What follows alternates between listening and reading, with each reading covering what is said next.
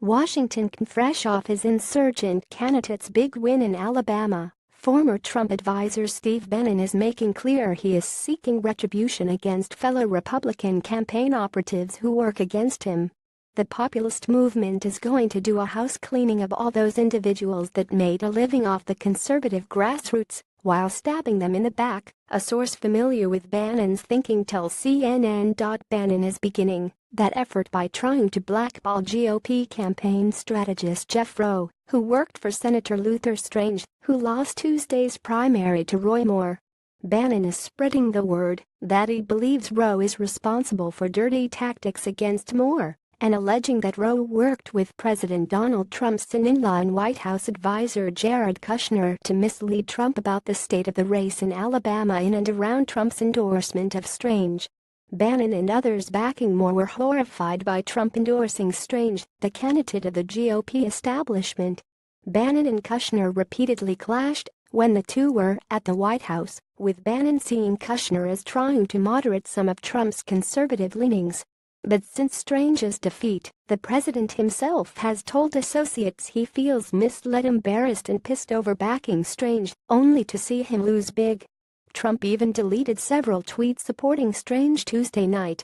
As for Roe, Bannon is even telling potential GOP candidates that he won't meet with them if they hire Roe, a veteran strategist who managed Senator Ted Cruz's presidential campaign in 2016.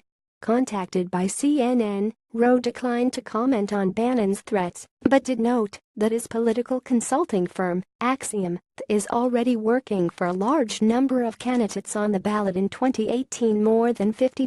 Recruiting insurgent candidates following his speech at Moore's victory rally Tuesday night, where Bannon credited the people with the victory. He vowed to help the populist wing of the GOP win other Senate battles in 2018. To that end, he flew from Alabama to Colorado to begin recruiting Western candidates to run against Republican incumbents.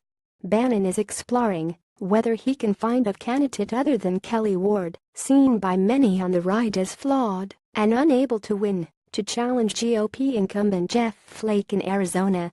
Bannon also plans to head back down south to have meetings with those who may want to run in Tennessee for the seat Senator Bob Corker announced he will vacate, and in Mississippi to challenge sitting Republican Senator Roger Wicker.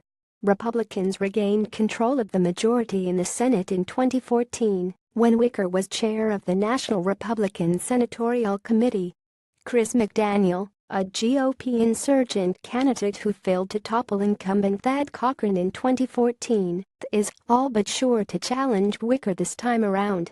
Last night was a huge win for the conservative movement, a great awakening, McDaniel said in a statement provided to CNN. Moore's win in Alabama makes the 2018 race more compelling, he added. It's a continuation of the energy we felt in 2014, McDaniel said. And when the establishment stole our race in Mississippi utilizing the most despicable dirty tricks imaginable, it was a wake-up call for thousands. The people of this country are disgusted with the D.C. establishment and politicians like Mitch McConnell, and we are demanding real change. We've had enough of their games, lies and cowardice, said McDaniel.